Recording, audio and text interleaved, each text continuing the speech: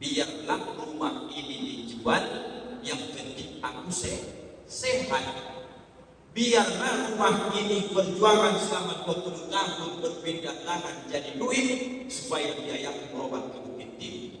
Mulai hari ini berpikir ayah Omar, tidak ada yang terpenting dalam hidup ini kecuali banyak-banyak berterima kasih terhadap pemberian Allah ini. Pelihara fisik ini dengan baik, jangan masukkan ke sini yang haram, jangan masukkan ke sini narkoba, jangan masukkan ke sini hal-hal yang membuat Allah murka. Apa salah satunya? Menyakiti diri kita sendiri dengan cara apa? Tak boleh Bapak Ibu. Maka sebelum penyakit itu datang, la in syakartum la azidannakum. Kalau seandainya kalian pandai berterima kasih, kata Allah, la azidannakum, akan aku tambah.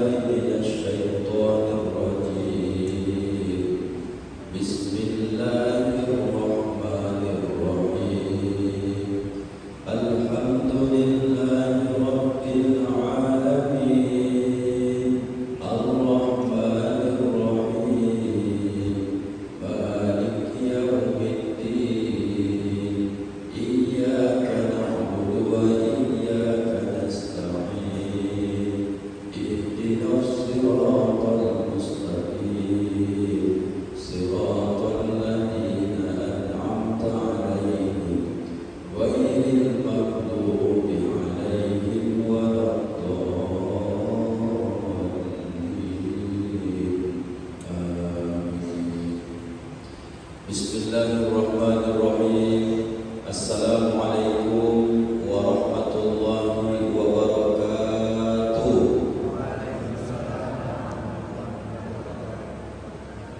Alhamdulillahirabbil alamin. Hamdan syakirin, hamdan na'imin, hamdan yuwafi ni'amahu wa yukafi'u mazidahu. Ya Rabbana lakal hamdu kama yanbaghi li jalali wajhikal karim wa 'azimi sultanik. Asyhadu an la ilaha illallah wa asyhadu anna Muhammadar Rasulullah. Allahumma shalli wa sallim ala sayyidina Muhammad wa ala ali sayyidina Muhammad. Assalamu alayka ya Rasulullah. Subhanaka la ilma lana illa ma 'allamtana innaka antal alimul hakim. Wa qala rabbi shrah li sadri wa yassir li amri wahlul 'uqdatam min lisani yafqahu qawli. Shadaqallahul azim. Ketua beserta segenap pengurus Masjid Al-Mukhlisin yang sangat kita hormati dan kita muliakan, para orang-orang tua kami, bapak-bapak, ibu-ibu, para alim, para ulama, tokoh masyarakat, didik mama, dan seluruh jamaah yang tak bisa kami sebutkan satu persatu, sahabat dakwah. Mudah-mudahan kita semua bersama-sama di dunia berlomba-lomba melakukan yang terbaik, melakukan amal-amal saleh, menjadi asbab ditolongnya kita besok di hadapan Allah, masuk surga bersama-sama dengan Nabi Muhammad sallallahu alaihi wasallam. Amin ya rabbal alamin. Apa kabar ibu-ibu di belakang, sehatnya hari ini? Ada yang naik tensinya? Tidak. Sudah dipotong hewan kurbannya? Sudah makan sop? Sudah makan rendang? Belum lagi. Habis ini nanti kan. Bapak-bapak, orang tua kami sehat semuanya Pak? Sehat alhamdulillah. Pada subuh yang mulia ini kita akan ungkap sedikit lagi tentang masalah kurban supaya nanti kita tahu mendudukan hukum ataupun fadilahnya. Yang pertama, Bapak Ibu, kajian subuh kita ini kita mulai dari tentang masalah hukum berkurban. Sebahagian ulama menyebut hukum berkurban ini adalah wajib. Kok bisa? Karena dalilnya Inna syani akwal abatar ayat 3 itu. Kalau mundur ke belakang ayat 2, ada ulama menerjemahkan sandingan kewajiban sholat karena disandingkan dengan kurban, makanya mereka tafsirkan hukumnya wajib. Apa ayat kedua itu dari surah Al-Kautsar, Pak Khairi? Ayat kedua. Ini udah lama nih gak jumpa sama saya, makanya ujian pagi ini. Inna a'tainakal kautsar fasholli li rabbika wanhar. Fasholli li rabbika, maka sholatlah kepada Tuhanmu, wanhar, dan berkorbanlah. Karena sebahagian ulama, karena di situ suruhan sholat kan wajib, wanhar dan berkorbanlah, maka bagaimana wajibnya sholat, begitulah wajibnya kurban. Itu sebahagian ulama. Kalau ulama yang lain, Pak Ustaz, yang lebih banyak, maka itulah yang salah satunya yang kita amalkan di ujung batu di mazhabnya Imam Asy-Syafi'i. Maka hukum kurban itu adalah sunnatul muakkadatun, sunnah yang sangat dikukuhkan, dianjurkan, tapi tidak sampai wajib. Apa bedanya sunnah biasa dengan sunnah muakkad, Pak Ustaz? Kalau sunnah biasa, Bapak Ibu, tadi Bapak Ibu mau masuk ke Masjid Al-Mukhlisin, sunnahnya dahulukan kaki kanan, nanti keluar dahulukan kaki kiri. Itu sunnah. Dan kemudian itu rupanya terlupa, tak dilakukan. Apakah berdosa? Tidak. Jadi kalau diamalkan sunnah pakai kaki kanan, bertambah pahala. Rupanya tadi dahulu kaki kiri, apa berdosa? Tidak. Itu namanya sunnah biasa. Kalau sunnah muakkad, bagaimana Pak Ustaz? Kalau nanti dia ditinggalkan, maka berubah dia menjadi mendekati makruh kurang baik. Orang yang mampu berkurban, hukumnya sunnah muakkad, maka ancaman-ancamannya ada. Mampunya berkurban, tapi tidak mau dia kurban, apakah mutlak dia Pak Ustaz berdosa? Tengok dulu status kemampuannya. Kalau seandainya memang dia mampu betul-betul, bisa dia jatuh nanti hukum kepada berdosa. Dalilnya, man wajada sa'atan falam yudhi fala yaqrabanna musallana. Biarpun hukum kurban ini sunnah, tapi ada yang mampu diluaskan Allah rezekinya. Tanggal berapa? Inilah hukum yang mau kita ambil sedikit. Tanggal 10, tanggal 11, tanggal 12, tanggal 13. Di 4 hari ini adanya dibuat Allah keluasan rezeki, tidak berkurban juga. Maka kata Nabi, jangan dekat-dekat dia dengan tempat sholat kami. Artinya Nabi sedang mengatakan, kalau tidak dekat dengan tempat sholat, artinya jangan lagi ikut dengan sholat, artinya jangan lagi ke rumah ibadah kami. Nabi sedang mengisyaratkan, carilah tempat ibadah lain. Jadi Nabi itu di situ sedang marah dia. Artinya masa nikmat sudah banyak diberi, hanya berkurban sekali setahun pun kita berhitungan sama Allah. Kedudukan hukum. Semalam Bapak Ibu mungkin belum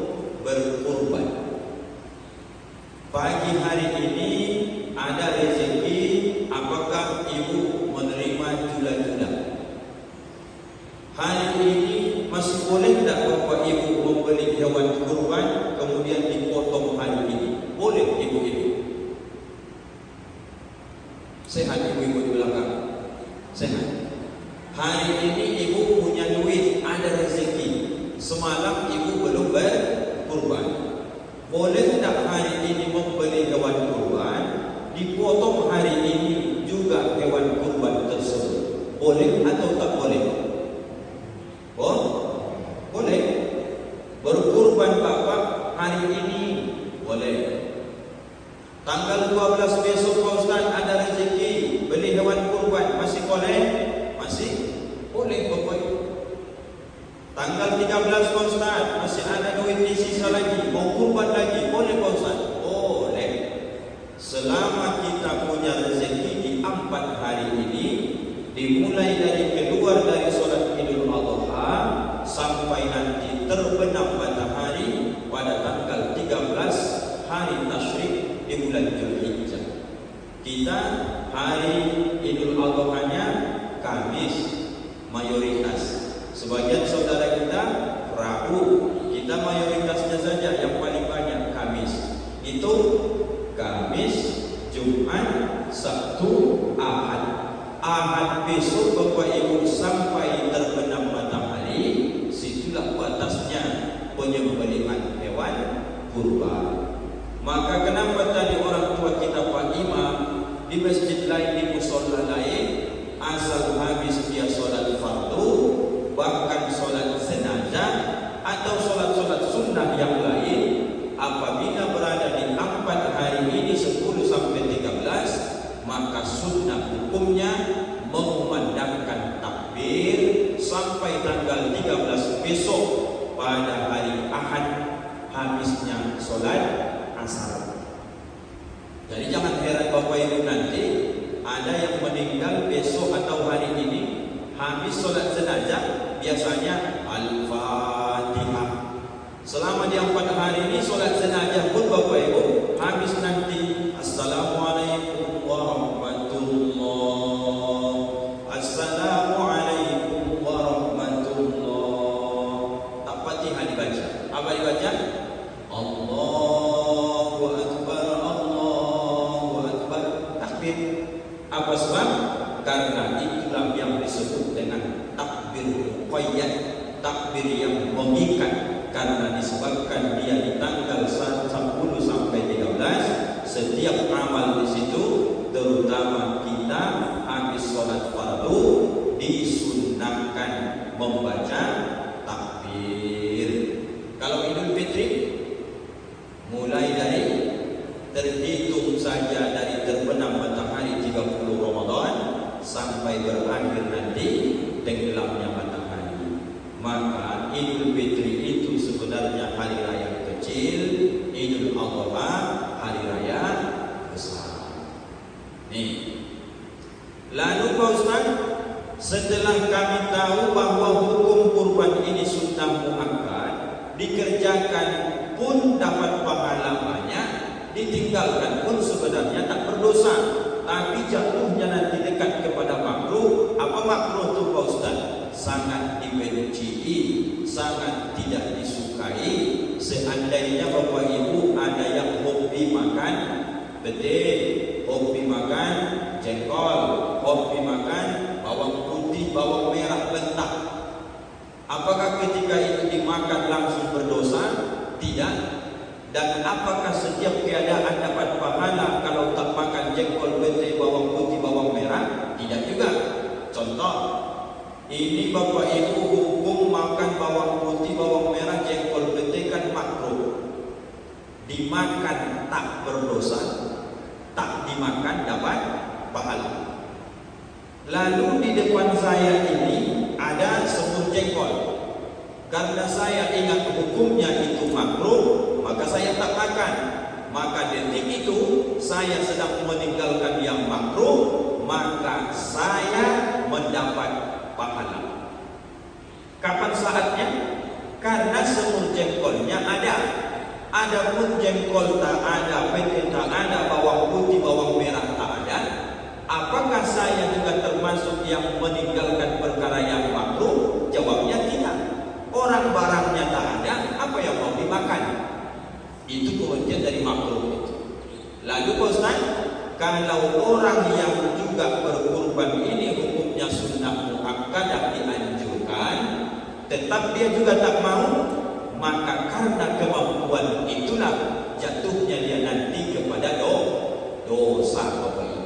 Tapi sekali lagi, jangan dibuat hukum kurbannya jadi wajib, nanti lawannya jadi haram. Kalau hukum kurbannya sunnah, jatuhnya pasti makruh. Maka yang di tengah yang normal netralnya adalah mubah. Larangan yang paling keras wajib, larangan yang paling keras haram, suruhan paling keras wajib.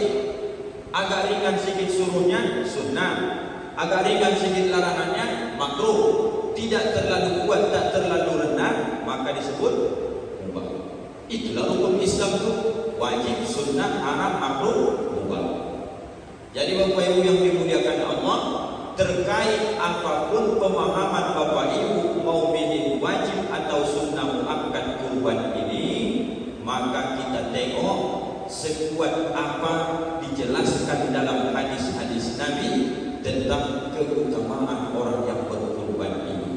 Satu, orang yang berkurban sedang mendidik dirinya supaya pandai bersyukur kepada Allah.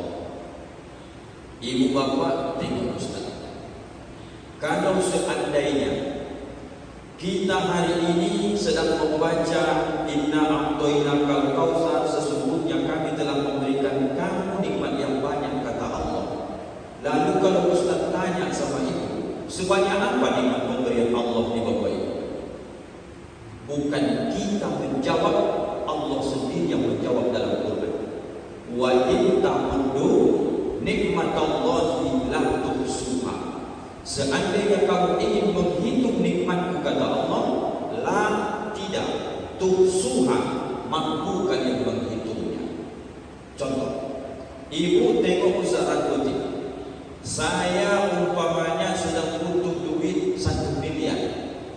Kemudian karena saya butuh duit 500 juta atau 1 miliar, contohkan begitu, apakah pagi ini ketika saya lelang, ada tidak Bapak Ibu yang mau membayar saya duit 1 miliar dan kemudian saya kasih salah satu organ tubuh saya ini bagi siapa yang mau?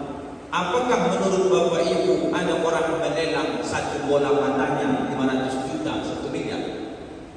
Ada Bapak Ibu?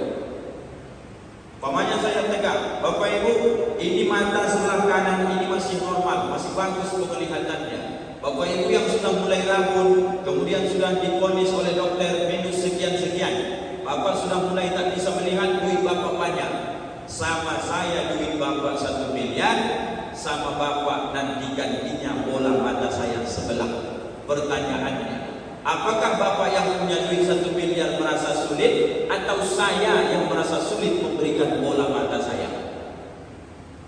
Jawabannya, diri saya ini biarpun miskin harta, biarpun susah hidup, tapi aksesoris yang ada dititipkan Allah berupa nikmat ini takkan pernah tergantikan dengan duit sekalipun Bapak Ibu. Betul Bapak Ibu? Maka jangan sering-sering menyebut saya ni susah, saya ni miskin, saya tak punya apa-apa. Yang di diri ini jutaan triliun harganya tak ternilai Bapak Ibu. Mana lebih Bapak Ibu pilih duit sekarung tapi bolak-balik cuci darah, daripada tak ada duit sehat badan? Coba dipikirkan betul. Orang mencari kesehatan ini saja kalau sedang demam. Bapak Ibu, kalau makin parah penyakitnya, 20 tahun bekerja mati-matian ngumpulin duit, kemudian buat rumah cantik-cantik. Selesai rumah jatuh sakit stroke, bolak-balik ke bukit harus kontrol, habis tabungan, tinggal rumah lagi. Kira-kira mana dia pilih? Mencari kesehatan ke bukit tinggi jual rumah, atau tetap pertahankan rumah biarpun badan sakit-sakit? Biarlah rumah ini dijual, yang penting aku sehat. Biarlah rumah ini perjuangan selama 20 tahun berpindah tangan jadi duit supaya biaya berobat ke bukit tinggi. Mulai hari ini berpikir ayah koma, tidak ada yang terpenting dalam hidup ini kecuali banyak-banyak berterima kasih terhadap pemberian Allah ini. Pelihara fisik ini dengan baik.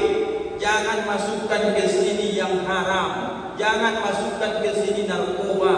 Jangan masukkan ke sini hal-hal yang membuat Allah murka. Apa salah satunya? Menyakiti diri kita sendiri. Dengan cara apa? Tak boleh Bapak Ibu. Maka sebelum penyakit itu datang, la in syakartum la azidannakum. Kalau seandainya kalian pandai berterima kasih, kata Allah, la azidannakum, akan aku tambah. Apa sekarang keluhanmu? Kata Allah, aku ya Allah sakit, aku ya Allah. Terima kasih kau ya. Apa cara terima kasihnya? Washolli li rabbika, rajin-rajin kau solat ya, kata Allah. Apakah cukup dengan ini saja? Bertemu kau tanggal 10 Zulhijjah sampai 13, wanhar, berkorban kau ya, kata Allah. Kalau kau solat dan juga kau berkorban, maka takkan ku audit lagi berapa nilai matamu itu, takkan ku audit lagi berapa dua tanganmu itu, takkan ku permasalahkan lagi besok dua kakimu itu. Nikmat yang banyak dikasih sudah cukuplah bagiku. Fasholli li rabbika, engkau solat, wanhar, dan juga engkau berkurban. Maka yang pertama orang yang berkurban, dia sedang menunjukkan rasa terima kasih sama Allah. Mana terima kasihnya? Badanku sehat ya Allah, aku letakkan keningku di sini, letak kemuliaan, kesombongan, keangkuhan itu ku letakkan sejajar dengan yang diinjak oleh kakiku. Siapapun yang masuk pas imam suruh tadi Allahu Akbar sujud, satu pun tak ada yang melawan. Padahal yang hadir di bermacam-macam. Ada ayah saya pengusaha, ada juga ustaz, ada lagi pak polisi kita, ada lagi bapak-bapak, nanti tokoh masyarakat. Asal pak imam sebut Allahu Akbar, ada satu yang melawan Bapak Ibu. Aku pak imam tak mau sujud. Ada begitu. Serentak dia letakkan keningnya, karena di kepala inilah letak kesombongan, keangkuhan itu. Maka orang yang sholat makin pandai bersyukur. Apakah cukup hanya fisik? Tidak. Aku mau coba. Kutitip kau harta, maupun tak kau bersyukur lewat harta itu, kurban namanya Bapak Ibu. Kalau yang wajib Pak Ustaz, zakat namanya Bapak Ibu. Di bawahnya lagi Pak Ustaz, infak sedekah namanya Bapak Ibu. 2000 masukkan ke kotak infak al-mukhlisin, nanti setelah selesai ceramah ini, itu namanya infak. Saya buat di mana Pak Ustaz? Apakah itu infak atau sedekah? Kalau dia infak, itu kaitannya dengan materi. Kalau sedekah bisa berkaitan dengan dua, maka lebih luasnya makna sedekah dibandingkan dengan infak. Maka kalau kita ini berfikir ikut gotong royong masjid, infak apa sedekah? Sedekah tenaga. Saya ikut musyawarah, apakah tenaga pikiran saya ini infak atau sedekah? Sedekah, bersedekah dengan pikiran Bapak Ibu, bukan berinfak. Lalu ini nomor satu, banyak-banyak bersyukur. Yang kedua, maknanya kita itu berkurban sedang mengajarkan bahwa hamba yang taat, hamba yang patuh kepada Allah. Nabi Ibrahim 80 tahun Bapak Ibu tidak dikaruniai anak. Bolak-balik berdoa, Rabbi habli minas sholihin, berikan aku ya Allah anak yang soleh. 80 tahun Bapak Ibu baru dikasih Allah Ismail.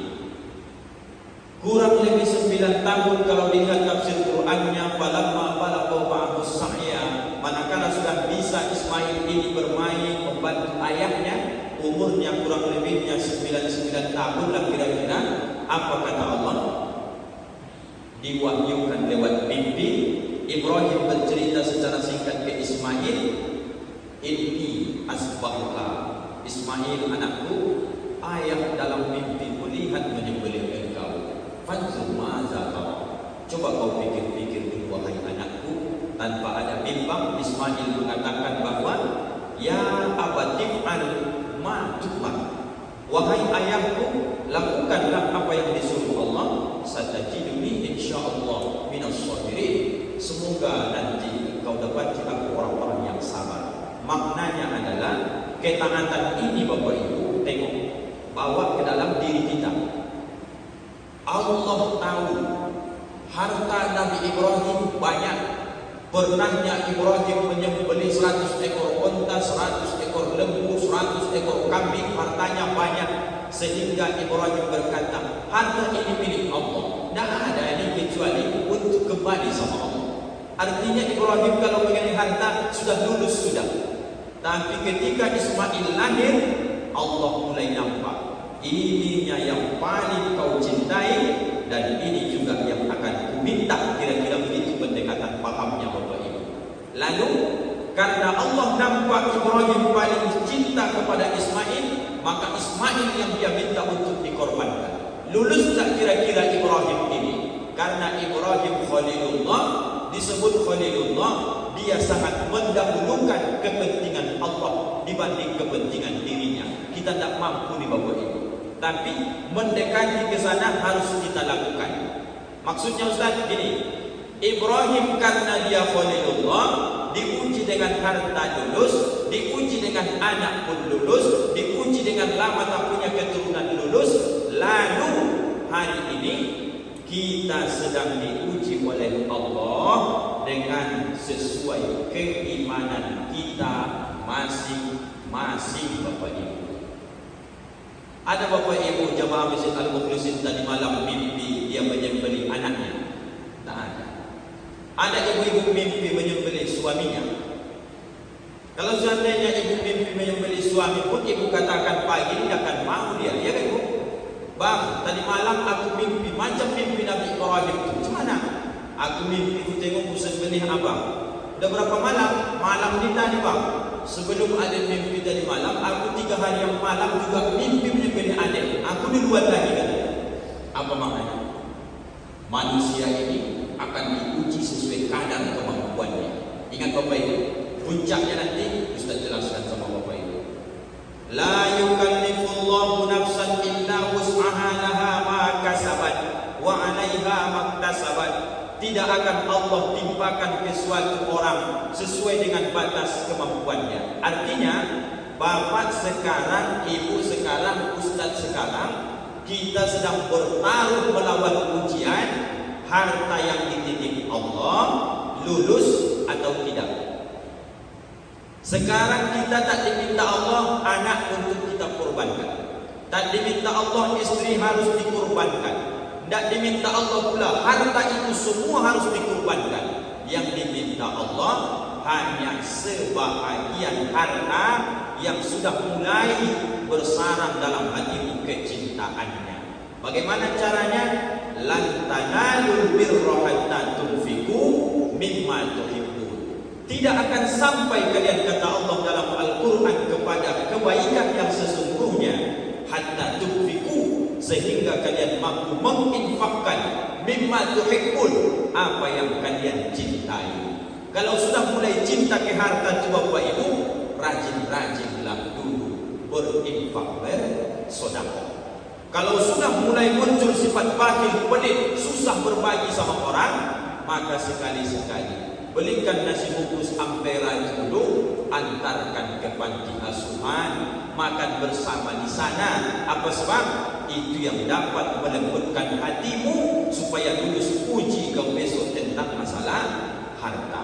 Al-Mukhlisin 2 juta berapa Bapak Ibu satu bagian kurban? 700. 2 juta 600. Normal termasuk biasa. Kita lihat hidayah 2 juta 800. Allahu Akbar. Artinya beraneka ragam pun tidak ada masalah. Yang penting Bapak Ibu pastikan kita ikut jadi peserta kurban supaya lulus nanti audit lewat harta. Jangan sampai kalau tak dapat kurban marah-marah. Ulang sekali lagi. pastikan diri kita jadi peserta kurban. Kalau tak dapat kupon kurban, jangan marah-marah. Ini tiap tahun terulang terus ini Pak Ketua. Saya semalam didatangi orang lagi ke rumah. Pak Ustaz, kurban untuk kami belum ada katanya. Di mana kalian tinggal? Saya bilang di sana Pak Ustaz, dekat masjid kalian lah kalian minta. Masa kalian lagi berkeliling di ujung batu di menanya-nanya di mana daging kurban, di mana kurban?